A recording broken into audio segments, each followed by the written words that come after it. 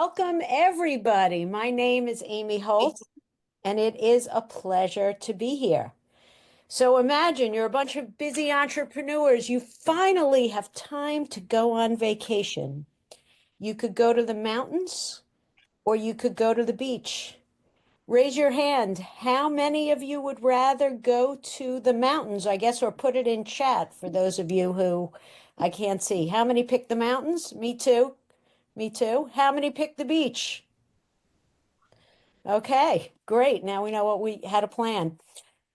Let's talk about how you communicate directly or factually or empathetically and persuasively. How many are direct and factual? Not so, I don't see anybody. Oh, there you go. How many of you are empathetic and persuasive? Great. I am direct and factual. If you hang out with me, you will see my greatest strength and my greatest weakness. Let's talk about the rules. Some people see rules as suggestions, and others see them as clear guidelines. How many see rules as suggestions? How many see them as clear guidelines? Oh my God, I think rules are such suggestions. I follow the rules once in a while if they make sense. And solving problems. Some people like to solve problems collaboratively and some independently. How many like to solve problems independently? And how many are collaborative? I am completely independent. What I'm trying to show you is we are all different. Some of us are serious, data-driven, cautious. Some of us are energetic, intense, informal, and some orderly, formal, and reserved. We're all different, and we are all awesome. But to reach our full potential as individuals and in your company, we need to understand ourselves, we need to understand each other, and then we need to leverage everybody's strengths. So this webinar is about learning how to leverage data to get the right people in the right seats, drive retention, engagement, and performance. So I'm just going to give you a little 1 minute on me so you know who I am and why I'm here. I started my career as a banker, then I was a lawyer, then I joined a family business. When I joined the family business, we were a chain of 8 independent party stores doing about $8 million in revenue. When we sold, 15 years later, we became Party City's largest franchise. I had over 900 employees and lots of headaches, as you could imagine. After that, I joined a nonprofit media company. When I joined, they had no money in the bank, no distribution, but other than that, it was a great company. When I left 5 years later, we had 6 months working capital in the bank. We're distributing films in 26 countries and had over 1,000 organizational partners. In those jobs, I held every role. I was CEO, COO, general counsel, head merchant. One day, I was unloading a truck, and one of the kids working for me said, "Amy, you would be a great stock guy." And I thought that was a great compliment. I did it all. What I discovered in both of those companies is that running a business, it's a lot of fun until it's not. And then your business starts to run you instead of you running your business. Anyone here experience that? Bunch of entrepreneurs feel like your business runs you? Then I ran a business on EOS, Entrepreneurial Operating System, and it was the first time I ran my business and it didn't run me. And usually what I do is I'm really good at creating explosive growth, but I also create a lot of chaos. This time, when I ran my business, it was completely organized. And when I left, I turned over a turnkey organization. It was so exciting and so surprising that I had to share it with the world. And I became an EOS implementer. Along the way, I also discovered behavioral science. And I started to use it to improve hiring, driver retention, engagement, and performance. I got certified in DISC, Predictive Index, PQ, PDP.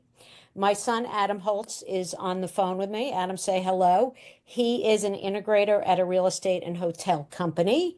He is also my partner in Predictive Index. He's certified in all the same assessments as me, plus Colby. And today we're going to share some of the mistakes that I made on my journey and how we help clients use behavioral science to avoid them. Sound good? Great. Thanks, Sean, for nodding.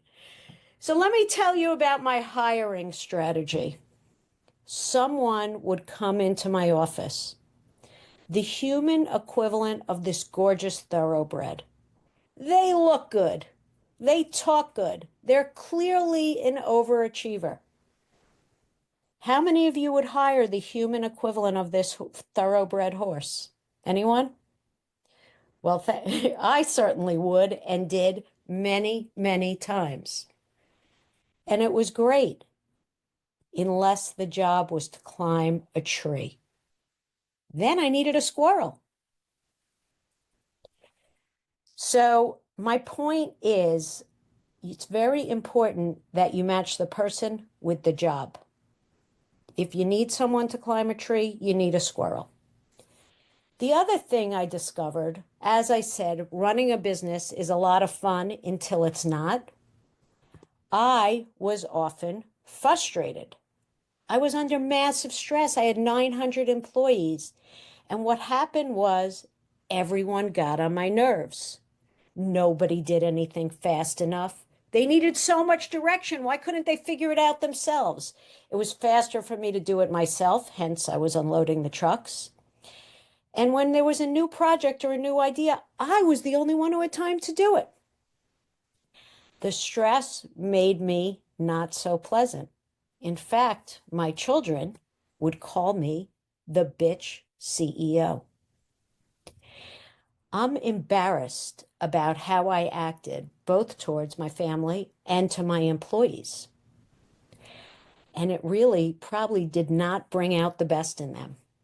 Then I had what today I consider one of the greatest blessings of my life. I worked for an asshole. This guy would every once in a while start yelling at me for no reason. He would then profusely apologize, but I started to realize I was working for a jerk. And even though I am like the biggest overachiever in the world, I love overachieving, this guy lost me. I became what I consider one of those terrible employees. I was completely unengaged. So I like to talk about your minimum job requirements, what you absolutely have to do. I call it minimum successful effort. And that is exactly what this guy worked for me.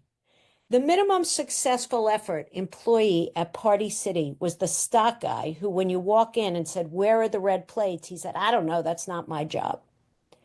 You're not building an amazing business on minimum successful effort employees. You need those employees who are fully engaged and go above and beyond. The difference between minimum successful effort and fully engaged is discretionary effort. And you get that by motivating your people. Now, I am not alone. 75% of employers say they have put the wrong person in the wrong seat, wasting time, resources, and energy. The cost of a wrong hire, I've seen it quoted between 2 and 27 times the employee's salary. I've twice watched CEOs who knew they had the wrong CFO and refused to replace them because for, all the reasons we hesitate to fire somebody. And both of them made $1 million mistakes.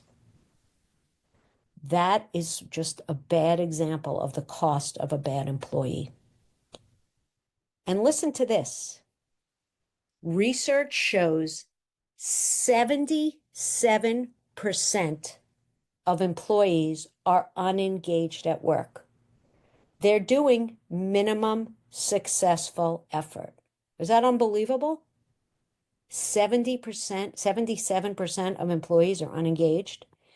This is costing us $8.8 trillion in lost productivity over a year. So we need engaged employees if we're going to win in today's competitive environment.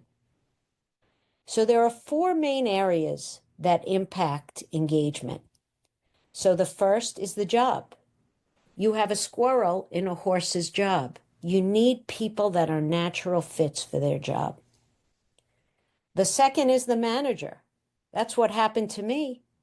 That asshole resulted in me giving him minimum successful effort. On the manager thing, could you imagine you lose your best sales guy because the manager's a jerk? The third is your culture. And the fourth is your team. All of those things could create lost potential in your company. What we're going to talk about today is the job and the manager a little bit. So, has anyone here, I need some participation. I see everyone's on mute, but has anyone here ever worked for a boss that lacked self-awareness like I did? Anyone? Great. Mark, would you be willing to go off mute and tell us what that felt like? I know Mark, so he's Hey, Amy. advantaged. Thanks. How you doing? Good morning. Good. Thanks for coming. Yeah, you may not believe it. This is my first meeting of the day. You might be surprised. Oh, I'm a little disappointed. Thank you. Yeah, I literally rolled out of bed. I'm honored. Yeah, it's I guess it's you feel suppressed, right? You feel I mean, it was early in my career, and he was my boss. Technically, was probably 2 or 3 levels above me.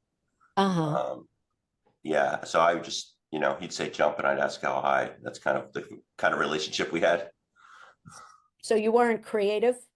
No. Well, yeah, and I've been described as that's one of the adjectives that people often use to describe me. Even though I'm not a designer, I do tend to be creative. But yeah, I wasn't probably very creative in that role. Yeah, so he lost all your entrepreneurial talents. Look at you now. You went out and built a big company. I built a creative agency. And he could have had that. Anyone else? Anyone else here who worked for a boss who lacked self-awareness that would share? Thank you, Mark. No one else. All right. I'm going to go on because I don't have any volunteers. But according to McKinsey, the best leaders are self-aware. So I know I want to be my best. Everyone here want to be your best? All right. So I'm just curious, how many of you actually think you're self-aware? Okay, a lot of you. So there was a famous study done over 5 years with 5,000 participants. And guess what percentage of the participants thought they were self-aware? Could somebody guess how many people what percentage thought they were self-aware? Chris, you look like you went off mute. 80. 80. Okay. And how many do you think actually were self-aware, Chris? 20. 20. All right. You got that one closer. 95% of people thought they were self-aware, but only 15 actually were. So we may not be as self-aware as we think. So self-awareness, let's start with the definition, because I think it's always good to ground ourselves in definitions, is awareness of your own drives, needs, and behaviors, and how your style impacts others. So it's understanding you and how you impact others. So why do people behave as they do? The way Predictive Index looks at it is people have drives. We all have many natural drives. Those drives create needs, and those needs create behaviors. So, for example, we all have the drive to survive. It creates a need to eat, and our behavior would be going to a restaurant or making dinner. So I'm going to show you how to understand yourself a little bit more. So you all got your behavioral assessment. Could everybody access your behavioral assessment that you got back from Predictive Index? Could everyone pull that out? Take a minute. Thank you, Corrine. Thank you. I appreciate it. Okay, for those of you. So I am going to show you what mine looks like. At the top on, I believe it is page 2, you're going to see a behavioral pattern. So what Predictive Index does is it measures 4 drives. And these four, which I'm going to get into in a minute, these 4 drives could tell us a massive amount about how we behave at work.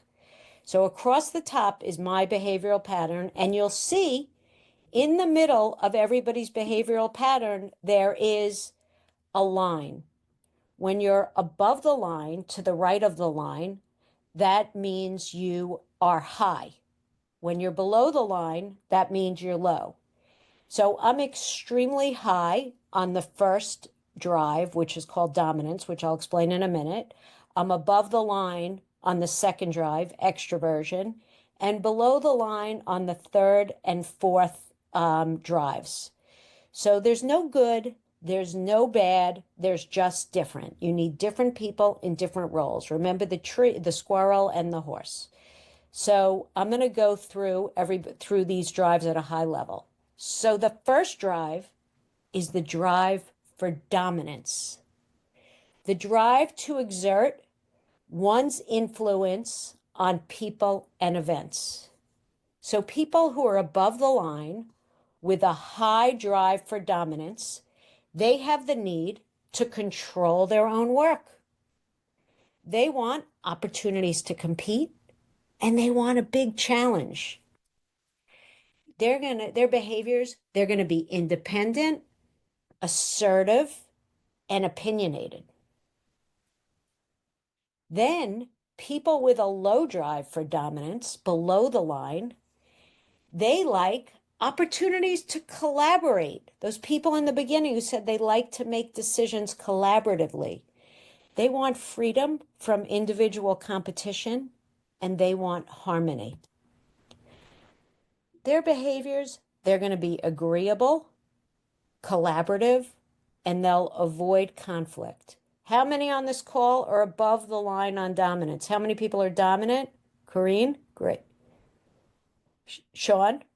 And how many are below the line? Okay, great. Great.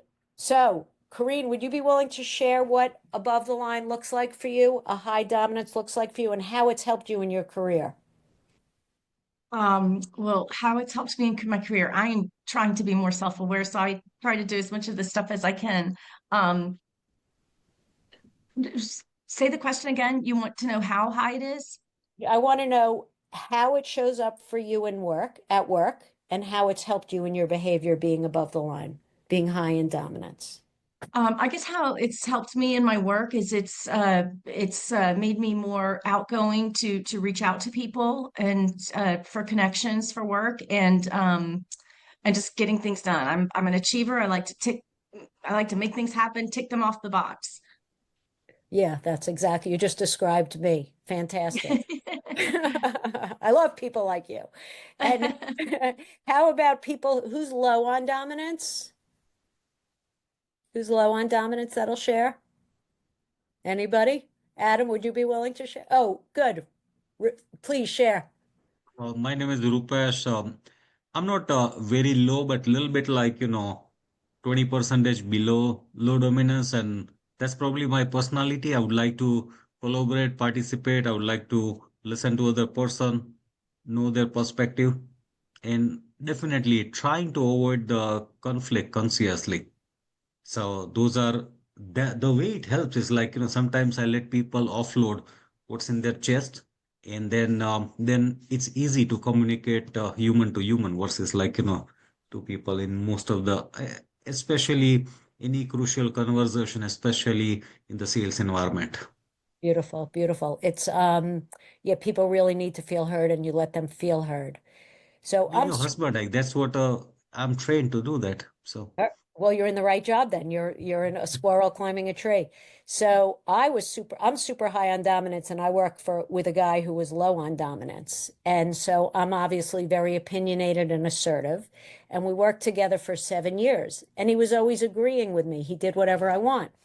And I thought it was because I was so brilliant. And when we went through this process, I discovered he was just agreeing with me because our relationship was more important than the task. So I said to him, going forward, when we're working together, do what I say, but let me know if you disagree.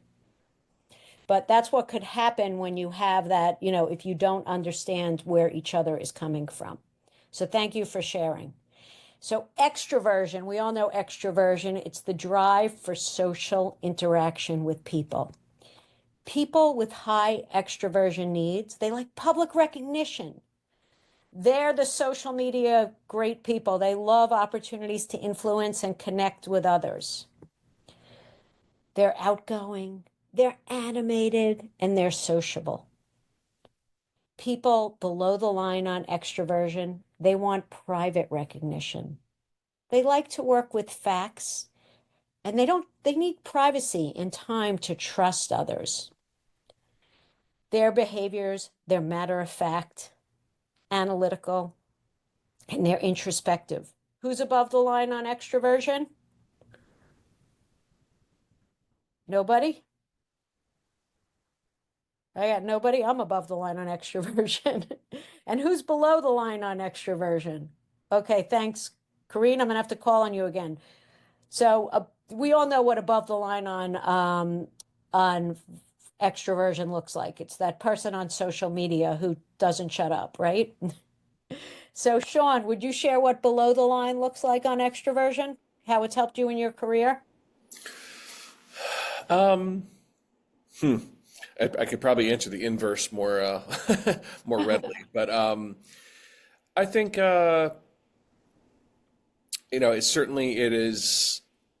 it's allowed me to be comfortable with other people's taking the spotlight. There's my business partner is very much the opposite. We're a very traditional visionary integrator kind of model. So in that sense, it's been very helpful because the two of us aren't both grabbing for the mic, as it were.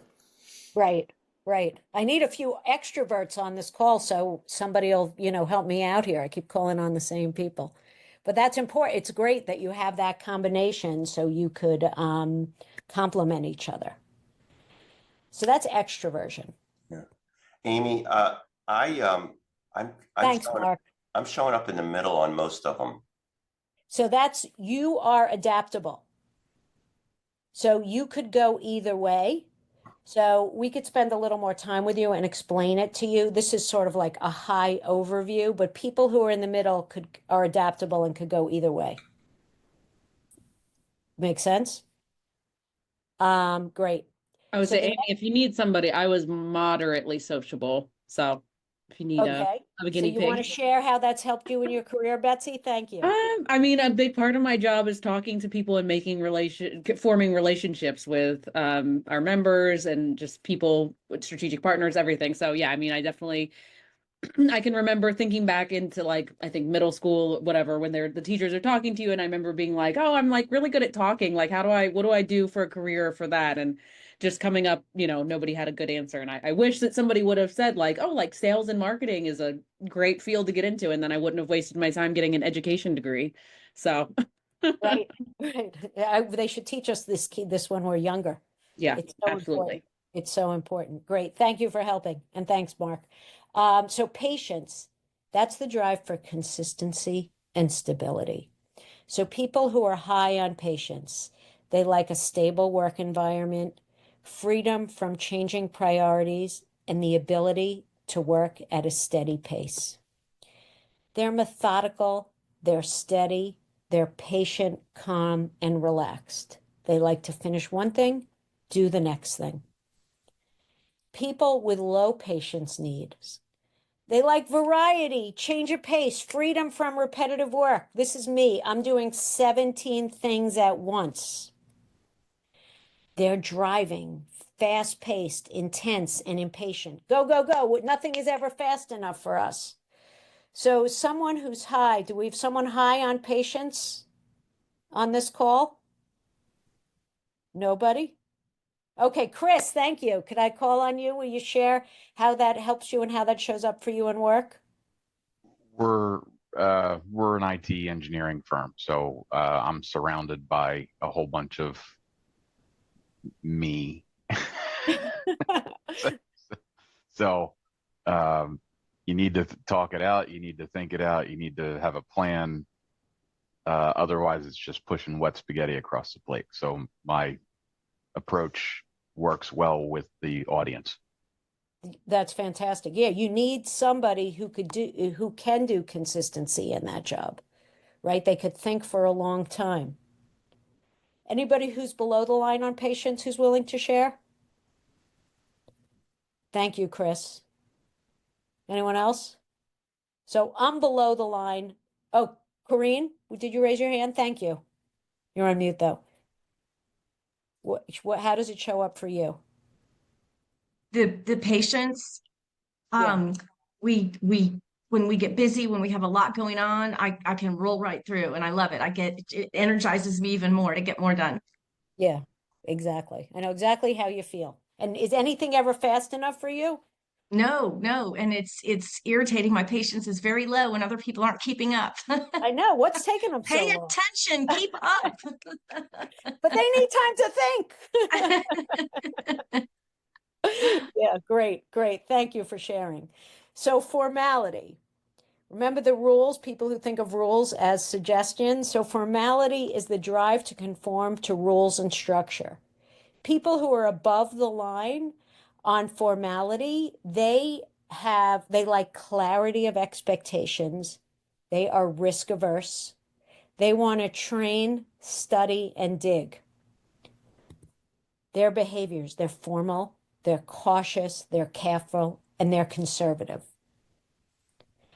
People who are below the line on formality, they're flexible. They want freedom of expression, opportunities to be spontaneous. They're informal. They like risk and uncertainty, and they're casual. Who's above the line on formality? Great. Thanks. Okay, Rupesh, would you be willing to share how that shows up for you? Sure, and I think I'm 10 or 15 percentage on each side. So probably I feel like, depends on the time. I can fake so many things or like, swing into other zone. But I would like things formal in terms of like, and careful, have everything, especially in the work environment. I would like to have structured. I was like, in corporate world before, which like, or like, to engineering degree as like, study. I have to connect all the dots as well as when I explain, I show each and every dots how to connect it. And sometimes it's when I present, it feels like, over explaining. When people explain, which is like extremely on the low side, I feel like I'm not getting enough information, so I carve for more information. But formally, in my profession, it really helped because most of the time, I help people in merger and acquisition in to show them full picture. 90% of them they do not know where they are. So Right. that's where it helped me in terms of getting.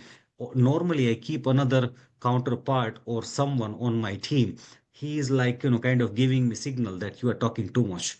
Right. So that's That's great to have. But yeah, show the same picture. I like people who are CFOs, attorneys. I like them to be high on this. I want them slowing down, being careful for risk.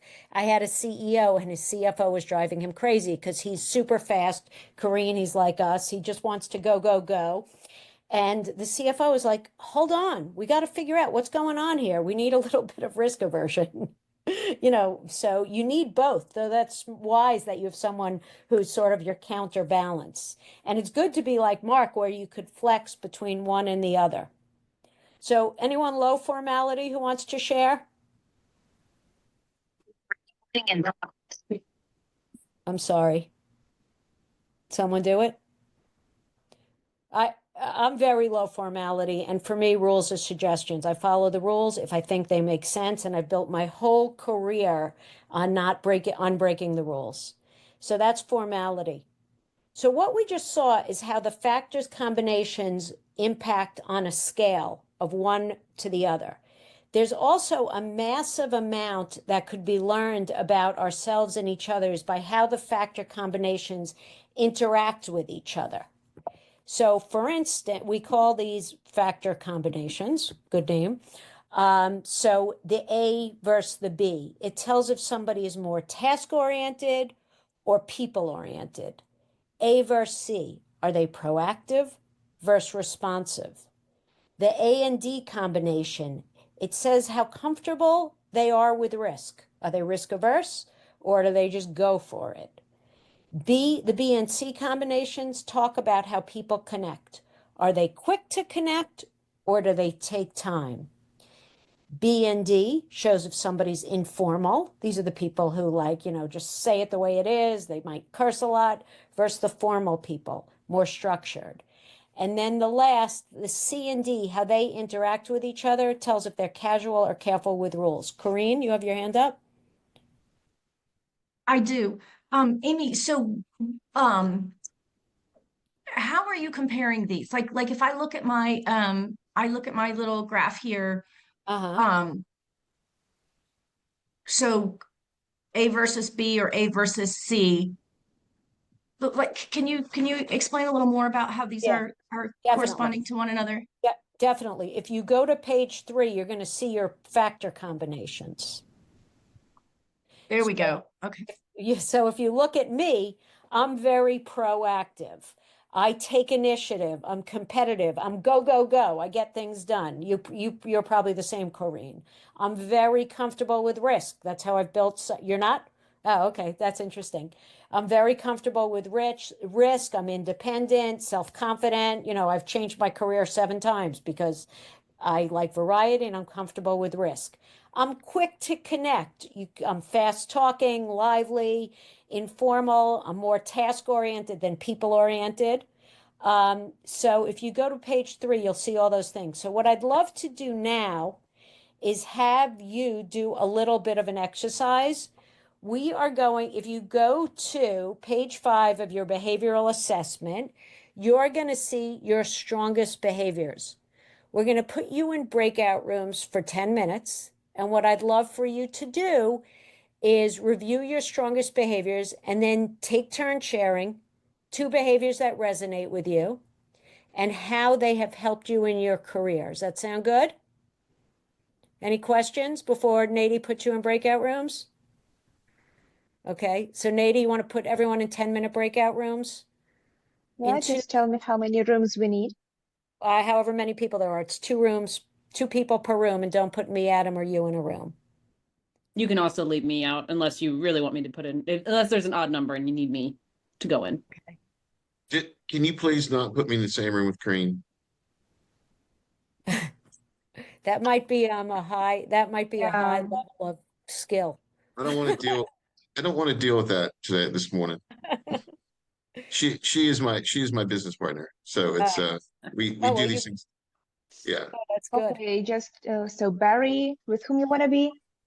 I'm kidding. I don't mind being the same thing with I'm kind of joking. So but yeah, we do these things often and we like to compare notes afterwards and compare and see how great I am and how she fails at everything. I'm sure that's the case. Nady, you good? Can you do it? I'd also say that I didn't get the test beforehand, so I might not be the best person to talk about this. So maybe if there's 3 people in a room, there's an Who odd is number. this? Who's Charlie speaking? Pileski. Oh, Charlie Pileski. See if you could put him in a room with 3. And it's the assessment, the link for the assessment was in the invite. But Betsy could send it to Charlie, moved you to whom? just 2 people. I just need the names. Any random 2 people. Put them in a group of 3. Pileski is the last name. So likes to do everything really carefully and accurately, if you can't tell. Okay. Sorry for the delay. Maybe while we're waiting, we should have people who are not from Philly tell us where they're coming from. Yes, thank you for coming. Well, Betsy, thank you so much to EO Philly for having this predictive index workshop. I'm from EODC and really appreciate the opportunity to participate. Thank you. Well, we really appreciate you joining us. Who else is here? This is Ryan Rupesh Atkinson. Barad. I'm from EO Richmond, Oh, and I'm with nice. Transworld Business Advisors. I have done a couple of tests in my past. I think personalization and some of the tests, and so many time I got a result that they doubt that I'm faking the test. But sometimes, most of the time, it comes center line or a square box or something. So I said yes, I can swing. Depends on the environment in high or low if needed. Yeah, well, actually, that's a great point. First of all, I don't think any test is foolproof if somebody wants to lie. But what Predictive Index does is it gives you behavioral interview questions to try to suss that out. But really, I think, if somebody wants to game it, if you have a fraudulent person. No, game is a joke. It means like, most of the time the test comes like, so balanced that my, like, moderator or like, they joke about it that there's, hey, looks like you faked the test. But I think I know that I can swing either way, depends on the situation. Yeah, yeah. What I found with the reason, first of all, I love all these tests, but the reason I like Predictive Index is because it's validated for hiring. So you could use it for hiring, and it's only 5 minutes. So one of my current clients was using a 3-hour assessment. He was hiring a big CEO, and he took Predictive Index and he got the same results in 5 minutes. So it's accurate and it's fast, and then everything is easy to read. It's bullet points, it's one pages, as opposed to these very long things. So it's easy to use once you're trained on it. Nady, how's it going? Yeah, it's going well. Just needed to reconfirm with whom Barry memes wanted to be. Sorry, Now, I Nady, just break everybody didn't get into it. rooms of 2 except that one guy and put him in a room of 3. See, this is Don't her worry niche. about me. Yeah, just Yeah, I'm going to open all the rooms. thank you. Thank you. Ready? Go. Yeah, for 10 minutes.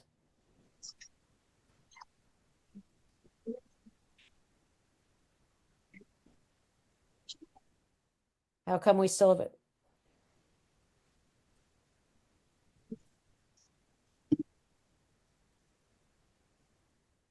Nady, what happened to Mark and Sean and Rupesh?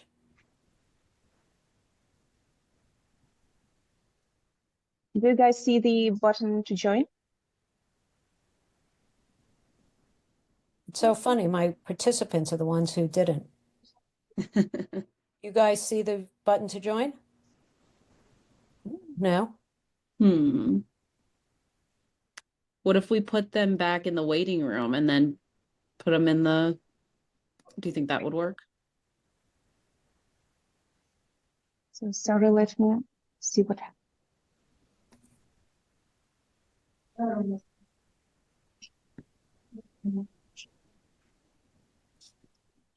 You want to just do it here? Us? Why don't you guys, you want to take a quick look and we'll do it? Let's just do it here, you guys. Take a look. We're not going to participate.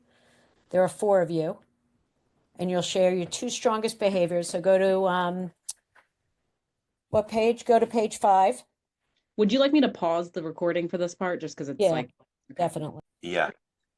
Fantastic. Good. Great. So I see that I am running out of time. So normally I would have had a group share now, but I see that we're running out of time. What are you looking at hang on one second. Sorry about that. So what I'd like to do is just give you a quick summary of how you could leverage data to get the right people in the right seats, drive retention, engagement, and performance. So let's imagine we're hiring a salesperson, and we have somebody who's known as a guardian. They're reserved, reactive, risk averse, cautious, conservative, stable, calm, and they enjoy consistent work.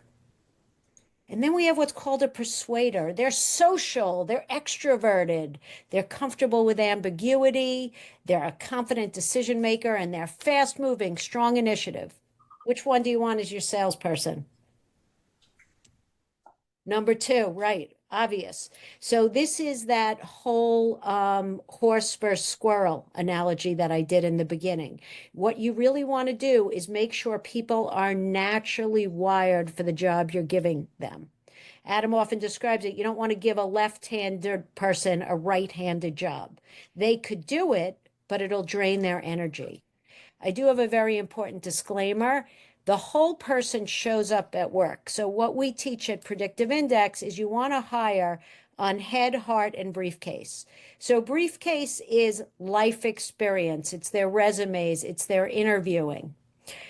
Heart, this is their core values. We want to make sure they exhibit the behaviors that we mandate to be a right person in our company. So it's that core values fit. And also, do they care about the work you're doing?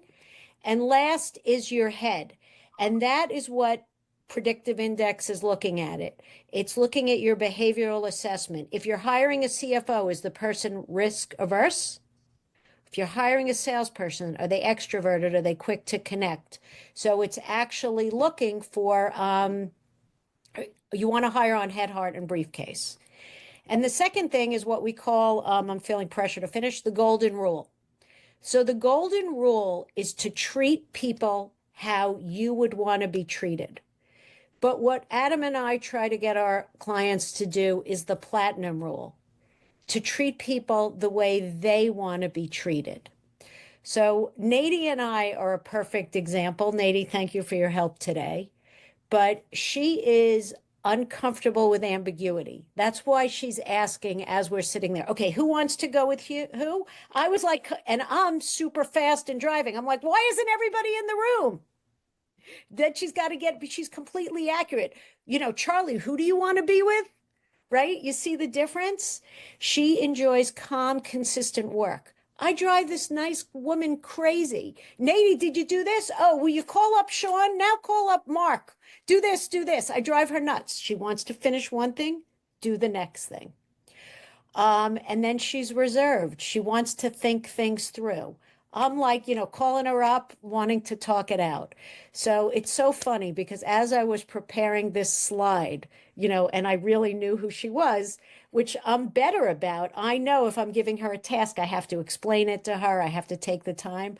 But literally, we prepared this slide. And then 20 minutes later, I got mad at her because she wasn't doing something as fast as I wanted. But the great thing about it was we could joke about it. We both know our strengths and weaknesses, and please God, we have a good relationship. Nady, would you agree? I hope. So it's important to get your people and treat them the way they want to be treated, so they're engaged and they stay with you. So what's Predictive Index do? It improves your hiring process, so it reduces those costly mishires. To me, that's the most important thing because one mishire destroys you. It takes so much time, so much energy. It's so horrible. It helps you develop your talent by understanding who they are and how they can grow. It helps you build better relationships. It shows you how you relate to somebody else. It helps you understand your team and build a team for the tasks that you want and where you're weak, and it also has a lot of culture surveys. So that's kind of beyond this. And I think I'm just going to jump because we're almost done. Anyone have any quick questions for me? Because I want to honor your time and be done in 1 minute. We could stay after, or I could let you leave. Oh, Kareem, that was thank you. great, by the way. Thank you. Yeah, Thank thank you, you. Amy. Thank you. And feel free to reach out if you want to learn more.